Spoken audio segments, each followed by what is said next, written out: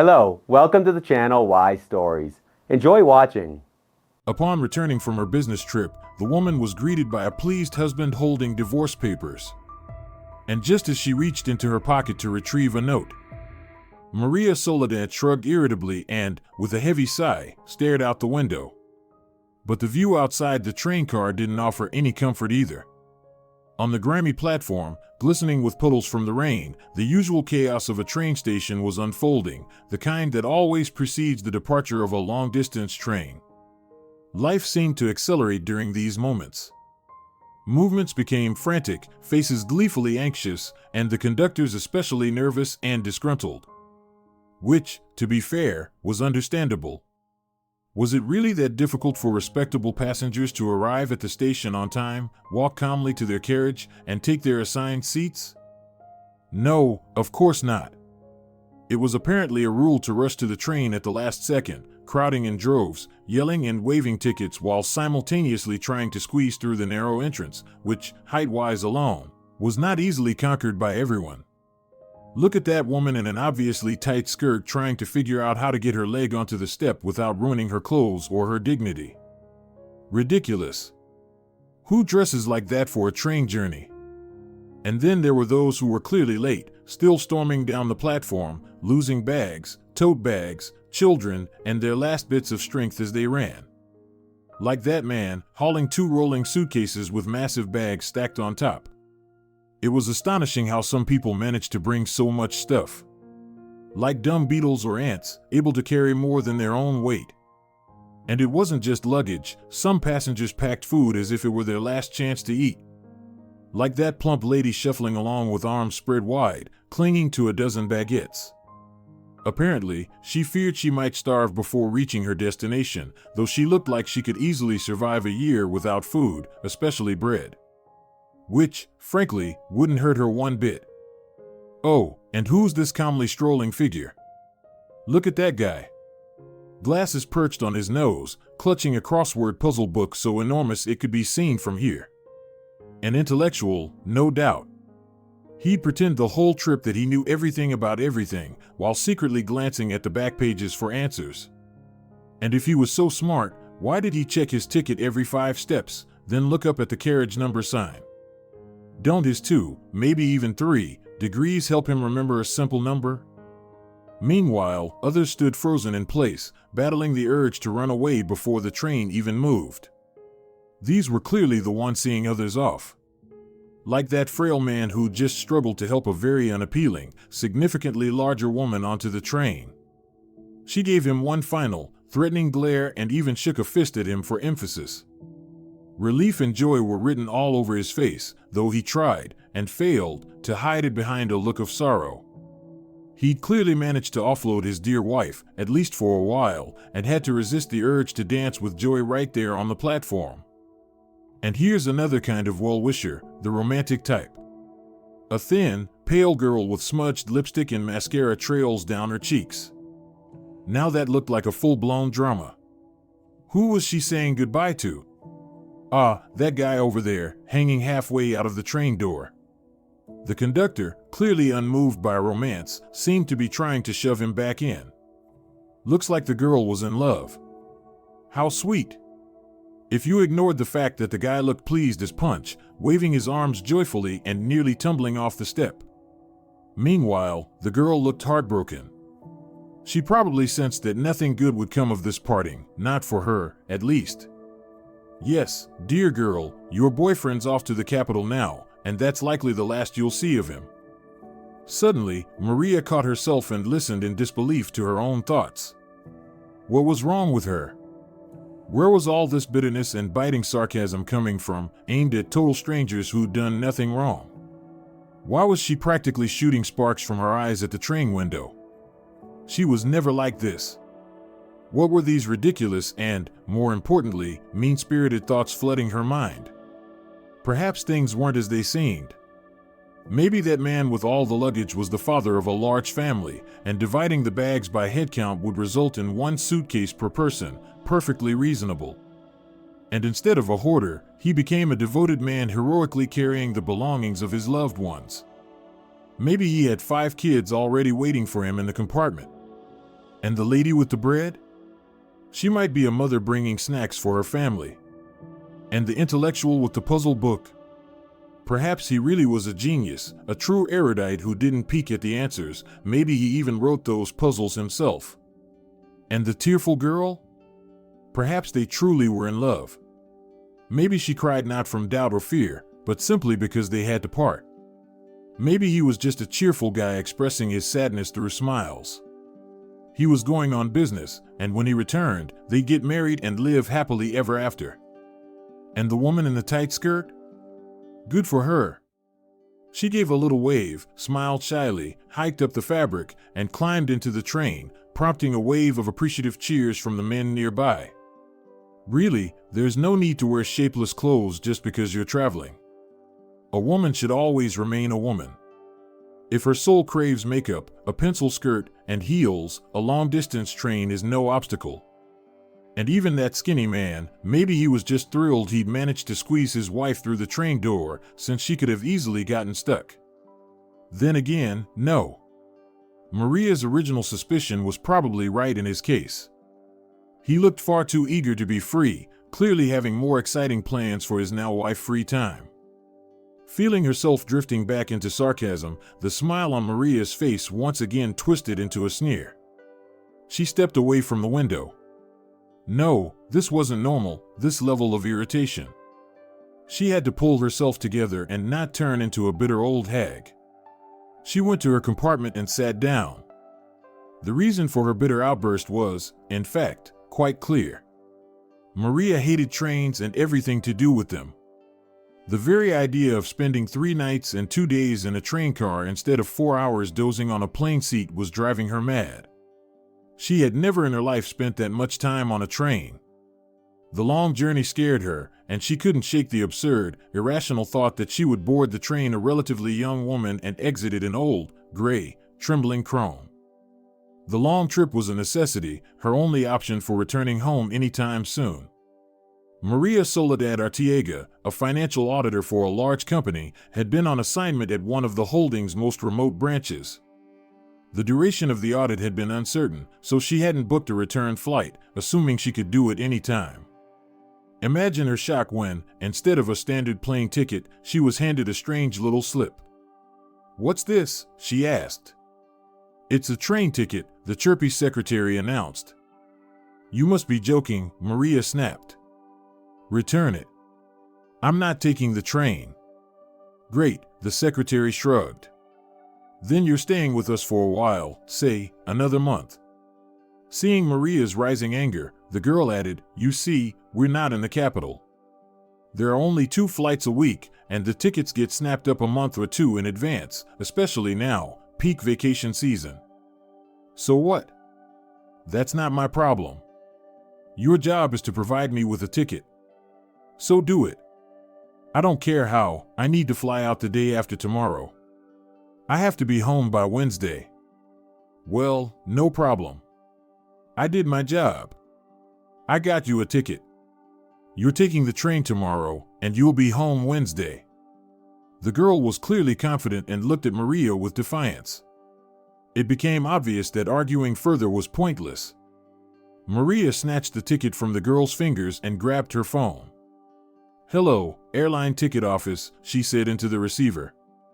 "I need a ticket for tomorrow's flight." "You and me both," came the reply. Disgraceful, Maria muttered crisply and hung up. She just couldn't stand trains. All that so-called romance of the road, the groves and fields rushing past, the wires and poles racing the train, brought her no joy. The sight of endless Latin American landscapes didn't make her misty-eyed, and she didn't feel like quoting Neruda. On the contrary, the flashing trees made her queasy. The rhythmic clacking of the train wheels, so soothing to others, only irritated her.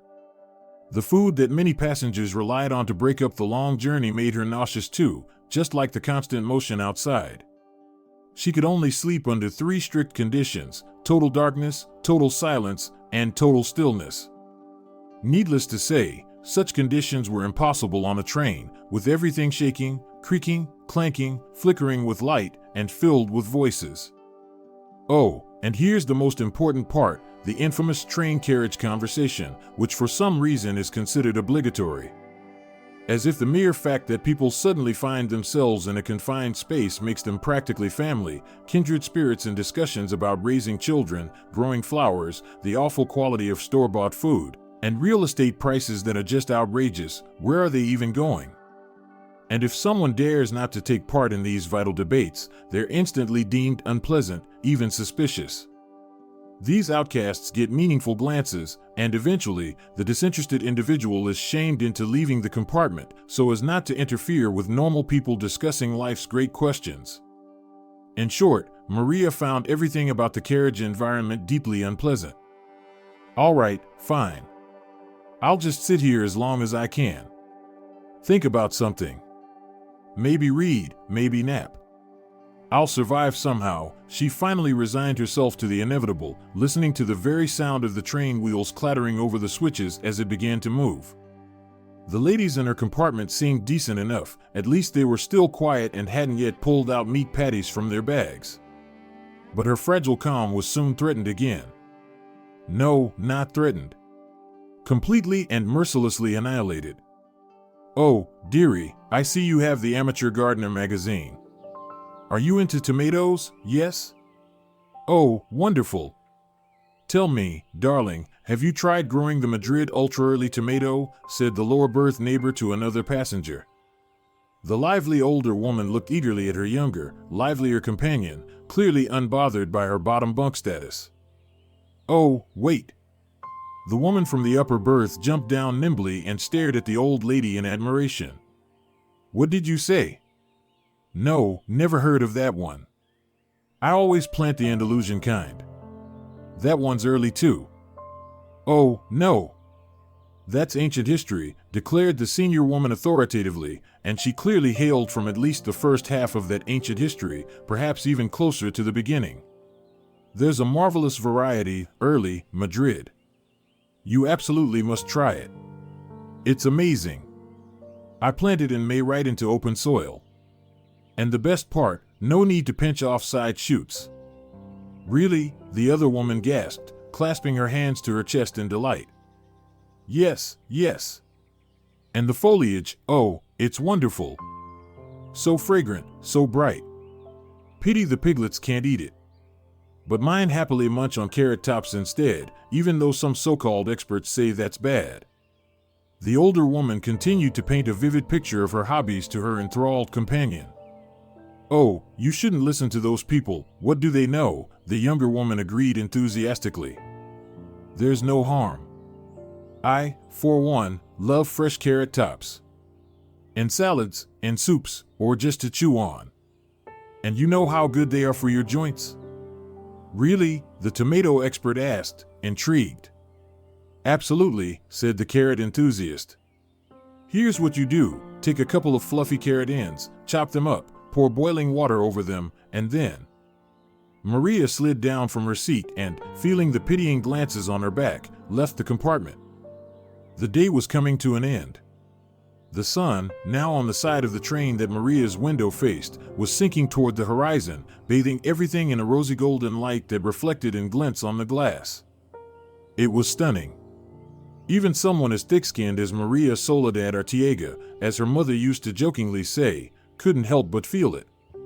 When they were handing out romanticism and wonder, her mother would tease, our Mariquita was first in line for brains and determination.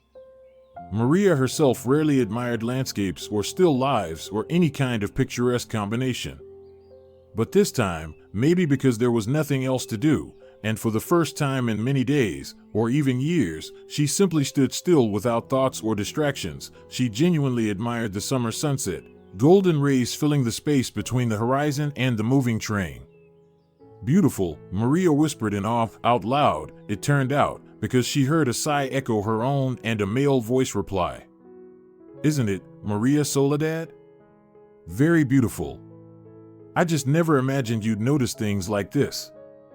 Maria flinched in surprise, not immediately realizing that someone had addressed her by her full name.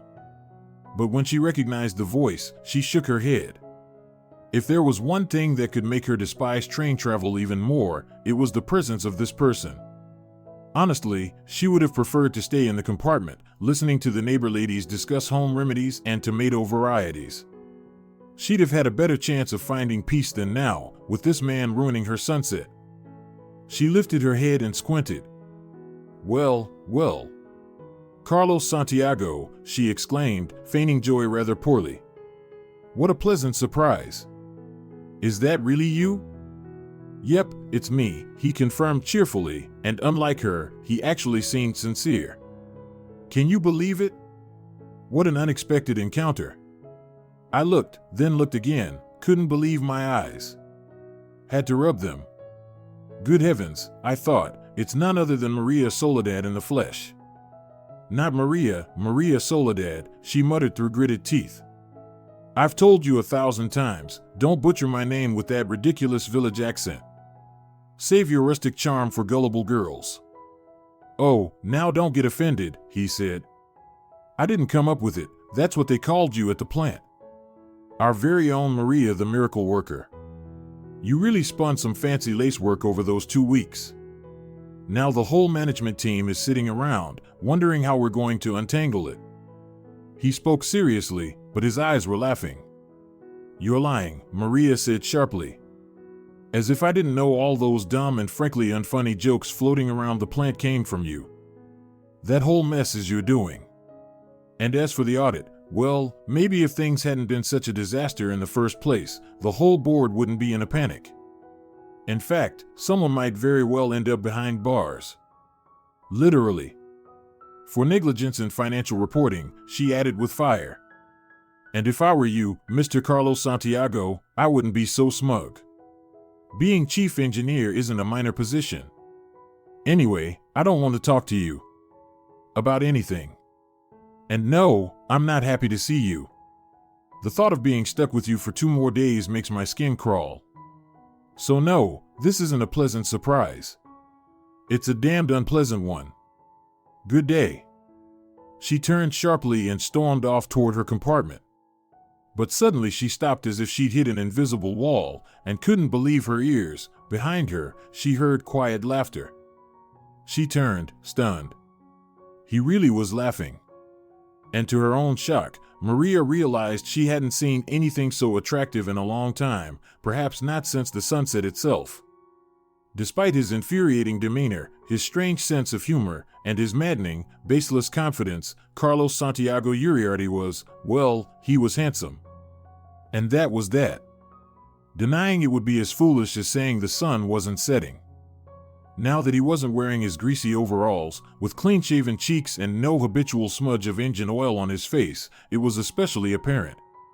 His sharp, well-proportioned features didn't make him look feminine. On the contrary, he was the epitome of masculine beauty. But the highlight of his face was his eyes, light gray, clear, fringed with dark lashes. Paired with dark hair, a high forehead, white teeth, and a well-built frame, the effect was striking. And most surprising of all, the owner of all this charm carried it naturally, as if saying, yes, I know I look good, but it's not my fault I was born this way. I'm not complaining. And if it bothers anyone, sorry, but not really. Anyway, what were we talking about? Still, no matter how attractive he was, Maria couldn't stand him. She'd gotten to know Yuriardi fairly well during her 2-week assignment at the plant. She acknowledged his achievements, some of them, and, truth be told, she even owed him her literal life. But she couldn't help herself. He was deeply unpleasant to her. Sometimes people just dislike each other for no rational reason, no explanation, just instinct. That's exactly how it was for Maria with the plant's chief engineer. And apparently, the feeling was mutual. He never missed a chance to tease her, often in ways that hit a nerve. Their relationship was difficult, far from pleasant. And that was all the more terrifying, because he was undeniably interesting, handsome, brave, determined, smart, and there was something else, something she couldn't name, just faintly sensed. And that something unsettled her, interfered with her peace. It made her hate him even more.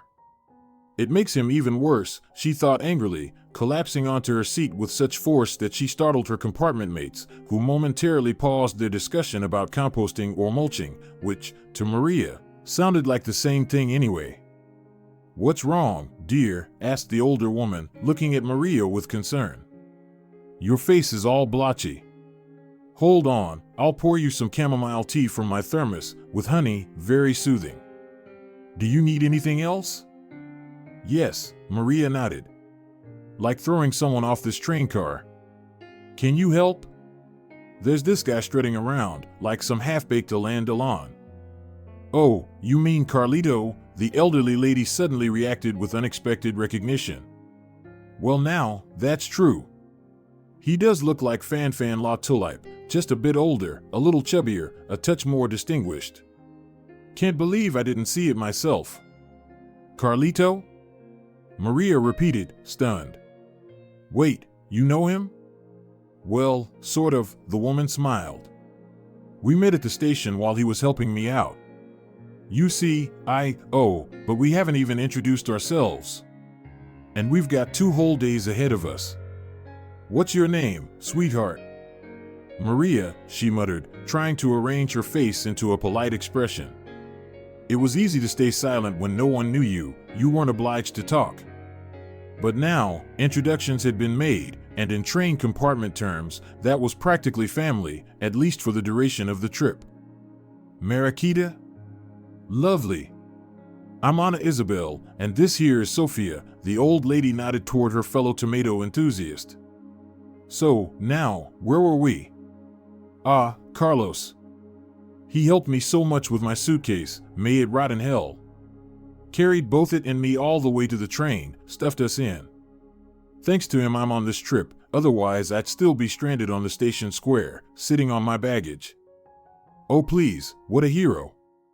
That's just standard male decency, Maria grumbled. Still doesn't change the fact that he's rude. Carlito? Rude? Anna Isabel gasped. Oh, Mariquita, what are you saying? He's a wonderful man. Is that so? And how long have you known him? A couple of hours? I've had the pleasure for 2 full weeks, so I think I know better, Maria said sharply. Oh, Mariquita, it doesn't take time to know someone like that. You can tell right away, by heart. He's a good man, Anna insisted. All right, Anna Isabel, I won't argue with you. Maria waved her hand and lay back on her bunk. Unbelievable. Some kind of cherub now. Savior of old ladies. Fan of the Andes. He's no fan, he's a braggart. The nerve. Like I don't have enough to worry about. My own life's a disaster, she thought bitterly. But deciding not to think about Yuriardi was a lot easier than actually not thinking about him. Her mind kept circling back to this man who was so unlike anyone she had ever known in her 35 years, and who, by some strange whim of fate, now happened to be just on the other side of a thin compartment wall. Maria had been sent to the factory, located in a small Indian town 3,000 kilometers from the capital, by order of the head of their vast holding company, which oversaw several such enterprises. German Alejandro was Maria's patron in every sense of the word. He was an old friend of the Artiega family, had been close with her father, and according to family legend, had even once tried, openly and honestly, to steal her mother's heart. But the girl had chosen Sergio Artiega, married him, and gave birth to Maria. German, by his own account, remained an eternally heartbroken lover, hovering around the newlyweds as a constant, guilt-inducing reminder. Though her mother always laughed about it. Oh sure, German, I remember how long you grieved, what, 2 whole days, she would say, amused. And then you went to the movies with Cynthia. Don't be dramatic, or people will think we had a love triangle. Despite that chapter, the trio stayed close for life. And when Sergio died suddenly, German all but adopted 10-year-old Maria and her mother Irene. He was thrilled when teenage Maria, having moved on from girlish dreams of a film career or modeling or sports fame, seriously considered a future in finance. Good choice, Mariquita, proclaimed the now successful and well-connected businessman. You go study, then come work for me. We've got big things happening. I need my own people, especially in finance, where even the devil gets confused. Maria graduated university and, naturally, joined the very same holding company where German Alejandro was a founder, director, shareholder, in short, the top dog. But everyone's going to say you hired me only because I'm an Artiega, the daughter of your friends, she hesitated. And why shouldn't I hire you for that reason? German replied. Besides, you're like a daughter to me. Don't overthink it. Just start working. And if I made a mistake about you, I'll fire you. No problem. That'll fix your reputation real quick. But the old businessman hadn't made a mistake. Maria turned out to be an excellent financial expert. With each passing year, she gained more experience, insight, and instinct. Eventually, she became the company's chief economic auditor, spending much of her time traveling between the group's various factories, firms, and operations, assessing financial reporting and production efficiency. Maria Soladad, dear girl, German always used that peculiar phrase when he needed to broach something difficult. You've got a trip coming up. You see, we need a full audit of our plant in Youll. Things have gone really sour there. Youll? Maria raised her eyebrows. I thought they were shutting it down. Weren't they about to? That place barely turns a profit, costs are through the roof. Exactly. But before we make that decision official, we need someone to go, take a proper look, and figure out whether it's worth investing in or not. That someone is you. German perked up suddenly. You know, the chief engineer there, for almost 10 years now, is a good friend of mine, Carlos Yuriardi. Solid guy. You should keep an eye on him while you're there. What? Maria bristled.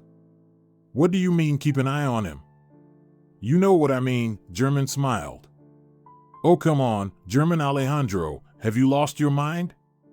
May I remind you I'm married? Oh, please, Mariquita. Married? Come on. Forgive me, old fool that I am, for meddling. But it kills me to see you wasting your life on someone who's never deserved you. All right, I'll shut up. You're a grown woman, you'll sort your life out. As for the factory, I'll only agree to shut it down if things are truly hopeless. You know that's my hometown. People there don't have much else. I'd hate to take away their last chance. And they really are good people.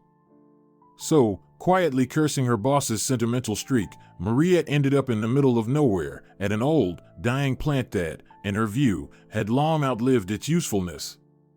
On her very first day, her suspicions were confirmed. Things were bad, worse than bad. The equipment was ancient, the machines rattled like scrap metal, and the financial records were a disaster, full of errors, oversights, and blatant messes. Whatever German had meant when he spoke of the wonderful people there, Maria didn't see it. She met the famous chief engineer under rather scandalous circumstances, ones that she was, frankly, a little embarrassed to recall. She had spent a couple of days in the accounting office, combing through documents, frowning darkly, staying ominously and dramatically silent, terrifying the chief accountant. Finally, she spoke. All right. I've seen enough. I need to speak to the management of this operation. She waved her hand vaguely to indicate the factory. It's a disgrace. But Maria Soladad, you know the director and deputy will be in tomorrow. Right now the only manager here is Yuriardi, our chief engineer. The clerk suddenly perked up, as if struck by inspiration. Actually, it might be better for you to talk to Carlos Santiago. You have a lot of questions about the equipment anyway. Oh, plenty, Maria smirked. Where's this chief engineer's office? His office is next door, just down the corridor. But he's not there, he's hardly ever in it, the chief accountant replied. Does anyone in management actually come to work here? Just for variety? Maria snapped. Oh no, it's not like that, the woman stammered. He's working, of course, he's just not in the office. He's usually out on the floor. You can head that way, someone will take you. But, Maria Soladad, maybe you should change your shoes. It's not very clean out there, it is a production area, after all. Not very clean? Maria mimicked the accountant sarcastically, getting up decisively. It's filthy everywhere and in every sense of the word. Now, where is your so-called chief engineer? She shouted, trying to be heard over the roar of the machines and keep her hard hat from slipping down over her nose.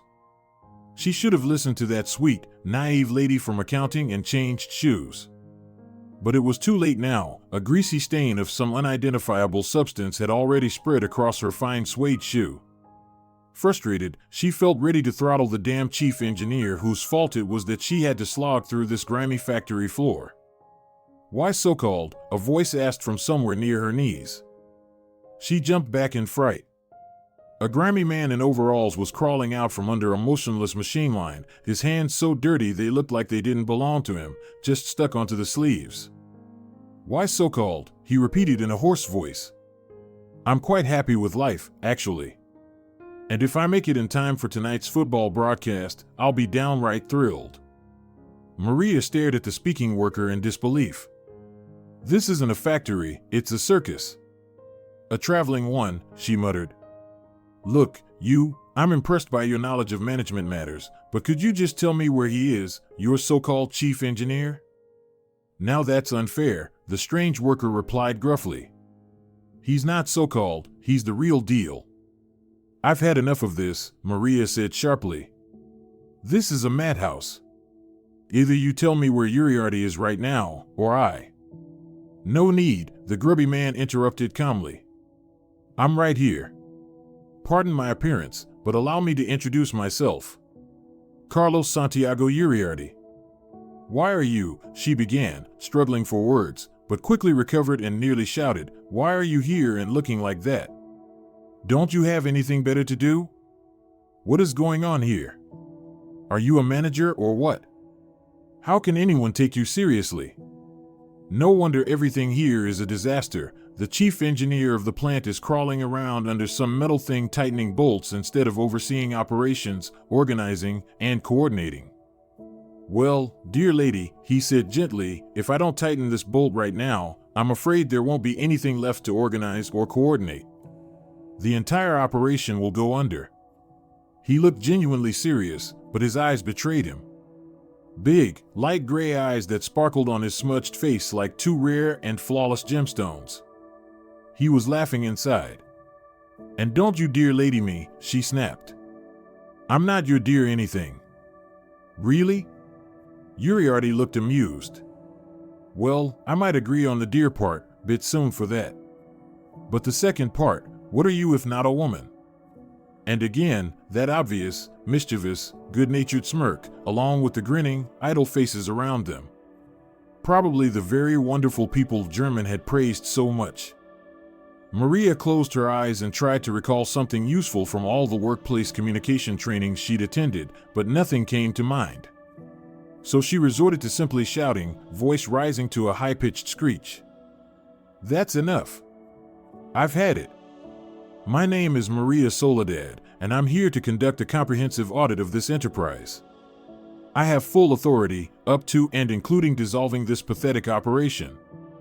I expect you, Mr. Yuriardi, in the director's office in 20 minutes, with documentation for all the equipment and a clear explanation for the inefficient use of your entrusted fixed assets. In 20 minutes? I can't, how about 40? Yuriardi replied calmly. Maria Soladad, please don't take it as disrespect to your vast authority, but I urgently need to get this particular asset up and running. And I've also got to claim my assets, he added with a grin, holding out his permanently stained hands toward her as the crowd erupted in laughter. Maria realized that if she wanted to preserve any semblance of dignity, she'd best stay silent. She sniffed, raised her chin, turned sharply, and nearly face-planted when her heel buckled under her. Tisk tisk, who wears shoes like that in a factory? Very unprofitable, came his hoarse voice behind her, and in that moment, she fully and completely hated him. Boor, jerk, brute, she muttered, hobbling off toward the office in mismatched heels. Probably got the job by accident. Just because there was no one else in this dump to promote. All he knows is how to tinker with metal, and now he thinks he's funny. Well, we'll see who gets the last laugh, my friend. Exactly 40 minutes later, a broad-shouldered man of medium height entered the director's office, nodded respectfully, and sat down at the desk. Maria, catching the movement from the corner of her eye, noted his confident posture, well-fitted suit, and neatly groomed hair. Thank God, someone normal at last, she thought, finishing a sentence and looking up, only to gape in surprise. You, she raised her eyebrows, trying to pretend she wasn't shocked by how good he looked. Well, that's more like it. So you can clean up nicely. I can, he nodded with a sigh. Doesn't happen often. Most of the time I'm running around with a wrench fixing equipment. Exactly, but why are you doing that? That's the job of a maintenance mechanic, a technician, or whatever their official title is. That's their responsibility. I completely agree with you, Maria Soladad. The thing is, we do have an official staff chart. It's lovely. Big, even. Just reading it lifts your spirits. But as for the mechanics, we don't have any. That's the problem, he said seriously. First of all, I'm not just Maria, I'm Maria Soladad, she enunciated. And second, how come you don't have mechanics? Well, probably for the same reason we don't have turners, millers, laborers, or a lot of other positions. We don't pay well, so no one wants to work here. Enterprises that make a profit can afford to pay serious wages. That's a basic truth, and as a manager, a leader, you should understand and explain that to your team, Maria said proudly. I know, Maria Soladad, and I completely agree. I tell Juanito, my last technician, every morning, Juanito. Just hold on, any minute now we'll be swimming in profit, and then you'll get a serious paycheck. Yuriardi looked at her without the slightest trace of sarcasm. She sighed deeply. Awful man, though he did look. All right, let's talk specifics, she said. I reviewed the expense reports on maintenance and operation of equipment. I was honestly horrified. How can you talk about profitability when your utilization rate for machines and lines is under 40%, despite enormous costs? What are you even doing? Can you explain that to me, as chief engineer? I can, he nodded. But for fairness, let's start by renaming me chief antique curator. Because half our equipment exists only on paper now, he shoved several folders toward her, and what's left is barely operating, thank God, at the percentage you mentioned, Ms. Maria Soladad. By divine grace, and our own duct tape and prayers.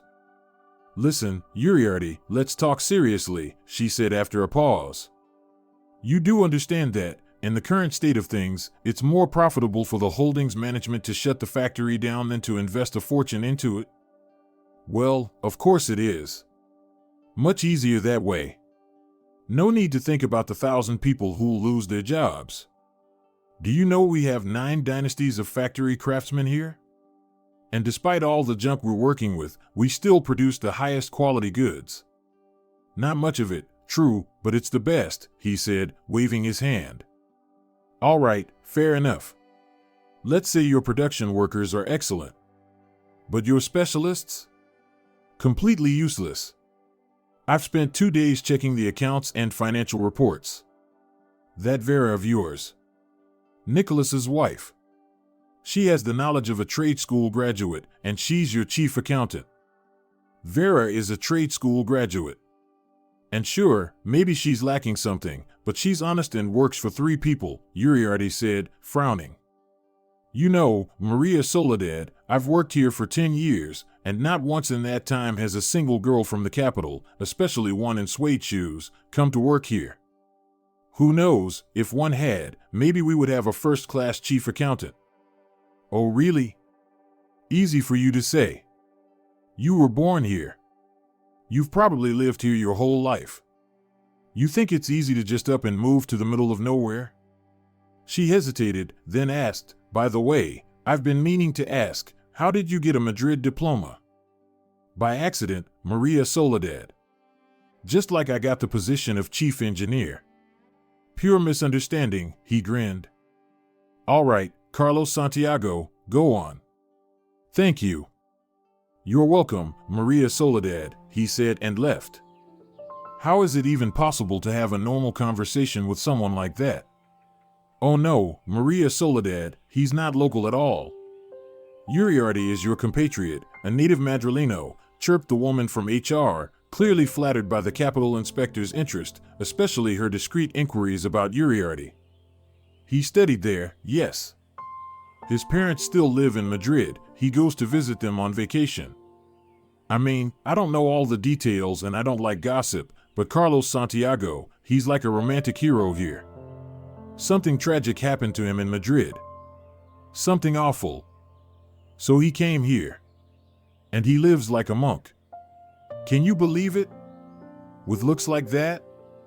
German Alejandro, Maria muttered into the phone, flustered. Why is Yuriardi even here, anyway? Oh? Interested, are you? Carlos caught your eye? German chuckled. What? No. Absolutely not. Maria protested. It's just that he's, well, unusual, I guess. His life, Mariquita, is a ruin. His wife was pregnant when she died. It happened years ago. He's been drifting alone ever since. But luckily for us, he drifted into our factory's orbit. Everything there rests on Carlos. I think you figured that out by now. So he's got a whole load of horror behind him, and yet half the time he acts like a stand-up comic, Maria thought. A few days later, the worst incident of her life occurred. That day, she'd gotten caught up with paperwork and left the factory office when it was already deep into the thick August dusk. Her hotel was only a couple of stops away, but it was late, and waiting for the bus didn't seem wise. I'll walk, she decided, recalling the shady alleyway someone had shown her, a path through a semi-abandoned park that cut a good chunk off the route and led directly to the hotel. After a long day buried in dusty files, Maria welcomed the fresh evening air and stepped briskly onto the paved path. And then, out of the darkness, two figures emerged silently, as if woven from shadows. One stepped in front of her on the path. The other appeared behind her, cutting off any escape. "Well now," said the man in front in a low, gruff voice. Not that he needed to speak, even in the dimness, it was clear they were men, tall, heavy-set. The kind of terror that freezes the body seized her, and they looked enormous. "What a fairy," the one ahead of her sneered. "And not bad-looking either, and that bag looks promising. Right, Alex?" The one behind her mumbled something, clearly agreeing. "All right, lady, let's make this easy. If we cooperate, nothing bad will happen to you." "Well, nothing too bad." "Gentleman's honor," he chuckled. "You want money?" Maria managed to choke out through her tight throat. "I only have a card. But I'll tell you the code." "Please, take it." Her hands shook as she fumbled with the zipper on her purse. "Oh, we'll get to that," the man grinned. "Later. After." She couldn't make out his full face, his hood was pulled low, but she saw the dark stubble and a glint of yellow teeth in a cruel grin. A beast flashed through her mind. Compared to this thing, calling it a man was a mistake. Even a rabid wolf in a black forest would seem like a puppy. She never believed for a second that he wouldn't hurt her. "I wonder how long it'll take to find me, if they even do," she thought distantly. "And if they find me, will there be anything left to send to my mother? All because I had to take a shortcut, stupid, stupid idiot." "Please, don't touch me," she said, her voice trembling, almost cracking. "Come on, madam, I'm a polite guy. Notice how I keep addressing you formally," he smirked. "Told you, I'm a gentleman." For some reason, that phrase made Maria even more terrified. If they'd been drunk thugs or junkies, she might have had a chance to bribe them, to plead, to stall, maybe even to escape. But these two were solid, cruel, and calm. They radiated malice. "Hey you, gentlemen," said a firm voice from somewhere nearby. "Step aside. Let the lady pass." Paralyzed, Maria couldn't even turn her head.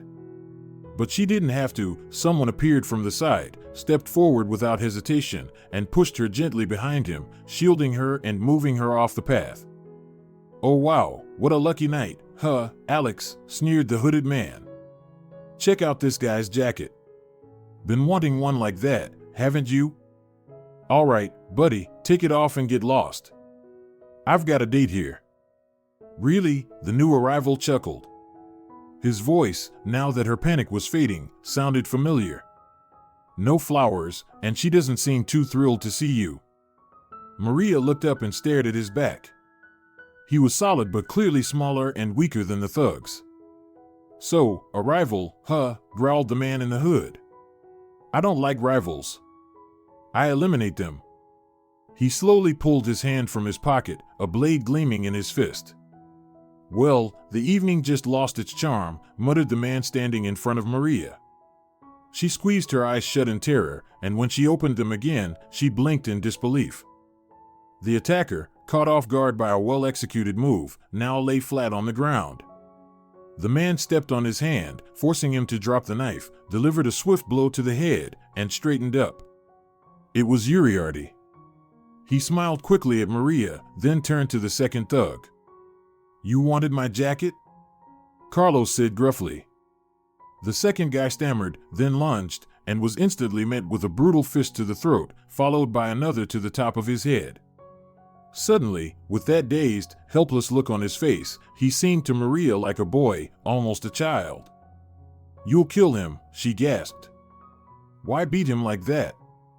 She said it almost indignantly, as if that same guy hadn't just threatened to brutalize her. Yuriardi gave her a baffled look and shook his head. And she, now safe, hating herself for it, instead of thanking him, muttered in an obnoxious tone.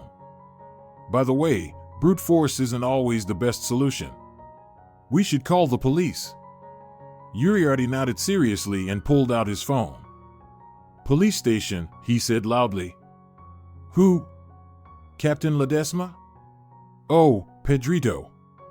Hey there. Yep, it's me, he smiled widely.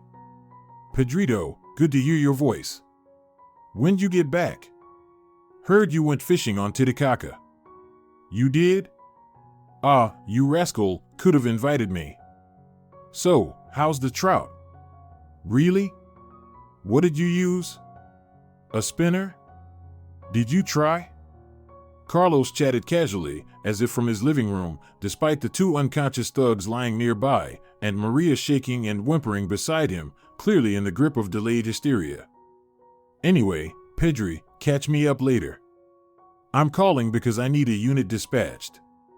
We've got 2 citizens napping here, one with a very sharp knife, and a beautiful woman they scared half to death. Oh, and, he glanced at Maria with a smirk, you might want to arrest me, too. Excessive force, you know. Citizen insists I was a little rough. He bent over one of the attackers, whose hood had fallen back, revealing his face. Wait a minute, looks like this is Victor. Your old pal, right? What's he doing out on the streets? Got out again? For the 3rd time? Wonderful. Just wonderful. Let me guess, fresh out of jail and straight to the library. Knife's just for cutting pages, right? You're unbelievable, Captain Pedrito. He's scaring people, and you're fishing on Titicaca. All right, send someone over. We're on the old park path. Right by the former board of honor of the former factory. Can you ever be serious? Maria asked as he slid his phone back into his pocket. Maria Soladad, I'm very serious. Especially now that I see who tried to jump you. Honestly, I'm a bit shaken. If I'd known it was Victor the recidivist, I'd have never stepped in. So, forgive me for the beating, please don't press charges, Yuriardi said with mock penitence. You're a clown, she shouted. You turned everything into a circus. How many times do I have to tell you, I'm not Maria, I'm Maria Soladad. Maria Soladad. Maria Soladad. Maria Soladad, Maria Soladad, Maria, Mariquita, someone was repeating gently but persistently, shaking her by the shoulder. Mariquita, darling, wake up. It's morning already. Goodness, how you slept. It's clear you love train travel. Maria struggled to open her eyes. In front of her sat Anna Isabel and Sophia, both smiling, as if seeing her rumpled, sleepy face with hair sticking in every direction was the most delightful sight imaginable. "Morning?" Maria gasped. "Did I actually sleep through the whole night?" "Oh, and how," laughed the older woman.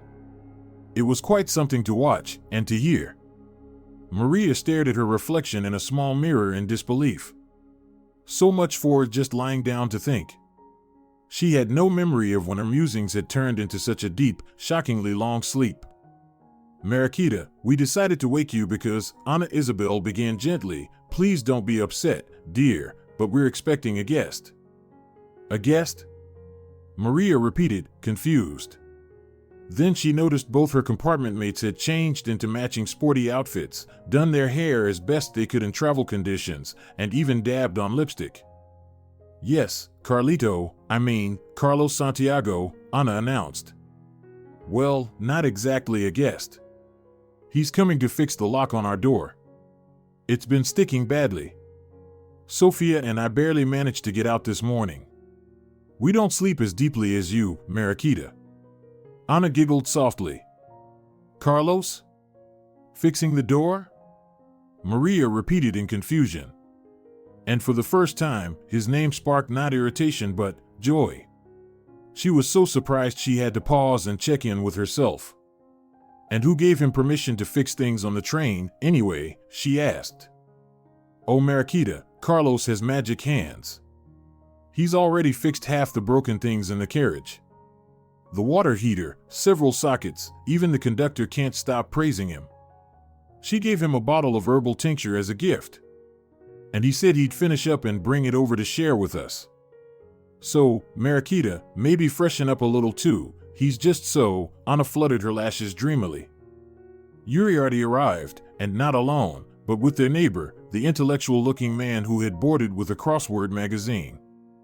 "Well, Carlos," the man said, holding the compartment door open, "you're astonishing. Everything you touch turns out right. A real master. To be honest, at first I thought you were some kind of professor. You won't believe this," the man continued, "but I used to think I was a pretty good crossword solver. Compared to Carlos, I'm nothing. He knows everything.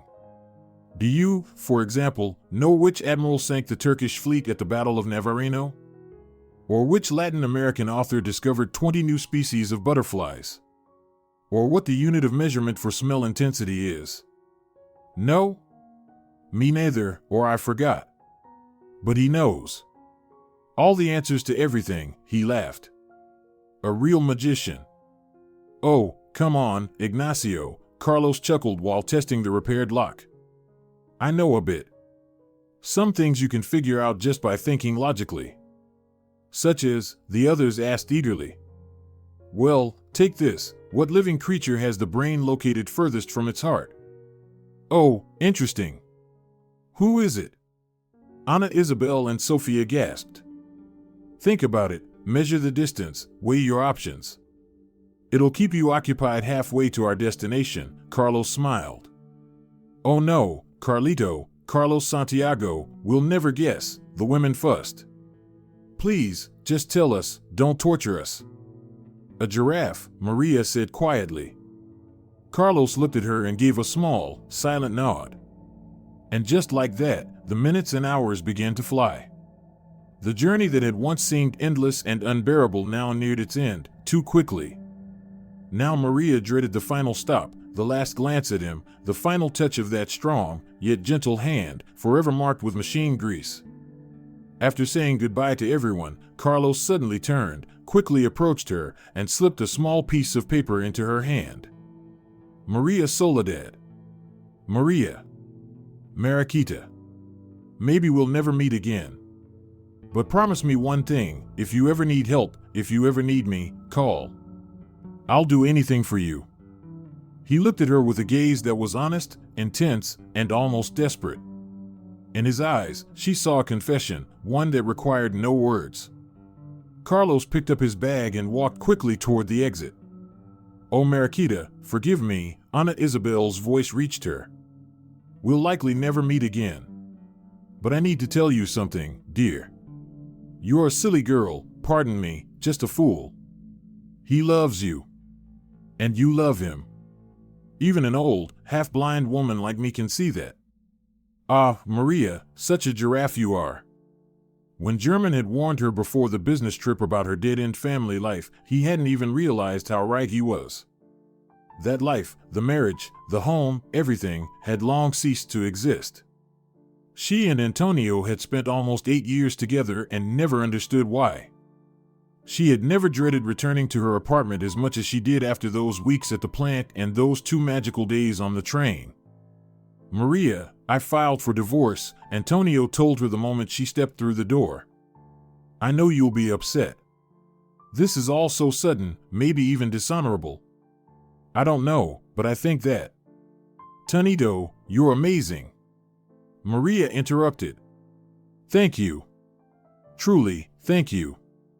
I've never been so grateful to you in all these years.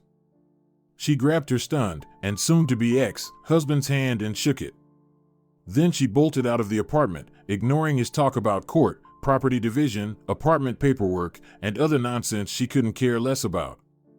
All she wanted now was to dial the number on the scrap of paper and hear his voice, hear him mispronounce her name in that endearing, rustic Maria of his.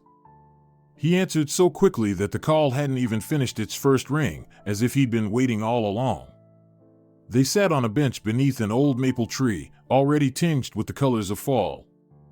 You know, Carlito, she said, feeling his warmth, tenderness, and strength, drinking it in with every fiber of her being, melting with the joy of something so simple and pure, it's incredible. Back then, when we ended up on that train together, I honestly thought I hated you. Truly. And now, after just a few days, I can't understand how I lived without you for so many years. It's unthinkable.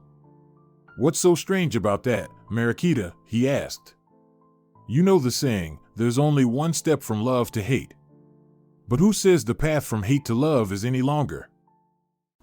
If you're enjoying it as well, leave a like and subscribe to the channel.